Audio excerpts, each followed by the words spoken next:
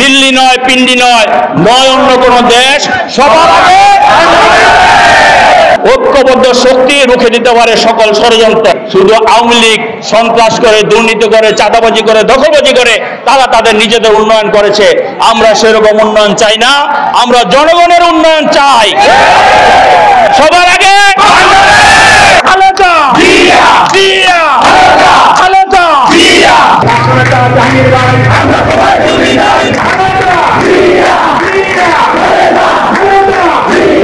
তারেক রহমান ভয় নাই,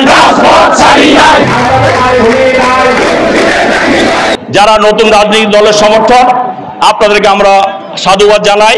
আপনারা গণতান্ত্রিক পর্যায়ে রাজনীতি করবেন, কিন্তু কোন নেতা কর্মীদের যদি অপপ্রচার করেন, কোন নেতা কর্মীদেরকে নিয়ে যদি কুৎসা রটান, কোন নেতা কর্মীদের নিয়ে যদি বাজে কথা বলেন, তাহলে বিএনপি নেতা কর্মীরা বসে থাকবে না, তারা আপনাদেরকে দাঁত ভাঙা জবাব দিবে।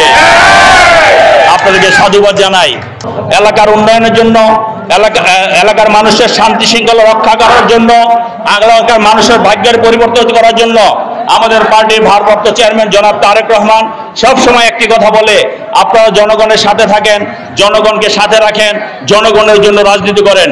বিএনপি কিন্তু তাই করে, বিএনপি তার বাইরে কোনো রাজনীতি করে না। কাজেই এই এলাকার সমস্ত উন্নয়নে, অতীতে যখন বিএনপি ক্ষমতায় ছিল এই এলাকার সমস্ত উন্নয়ন বিএনপি করেছে। এই যে গত কিছু বছর জোর করে আওয়ামী লীগ ক্ষমতায় ছিল, এই এলাকার উন্নয়ন করেনি।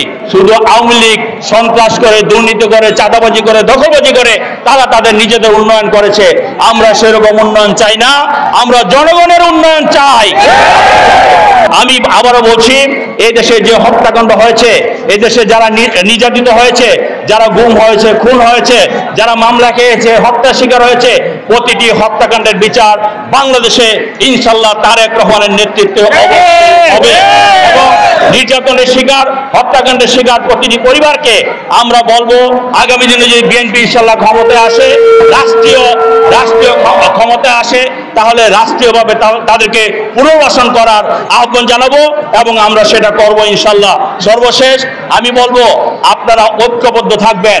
এখানে আমাদের যে সমস্ত সহযোগীরা আছেন এবং বাইরে আছেন, ঐক্যবদ্ধ শক্তি রুখে দিতে পারে সকল ষড়যন্ত্র। কথাটা হলো, সুদৃঢ় ঐক্য রুখে দিবে সকল ষড়যন্ত্র। এই স্লোগান রেখে, এবং আরেকটি স্লোগান আমাদের নেতা দিয়েছেন, সবার আগে বাংলাদেশ, অর্থাৎ দিল্লি নয়, পিন্ডি নয়, নয় অন্য কোন দেশ, সবার আগে। সবাই বলবেন, সবার আগে।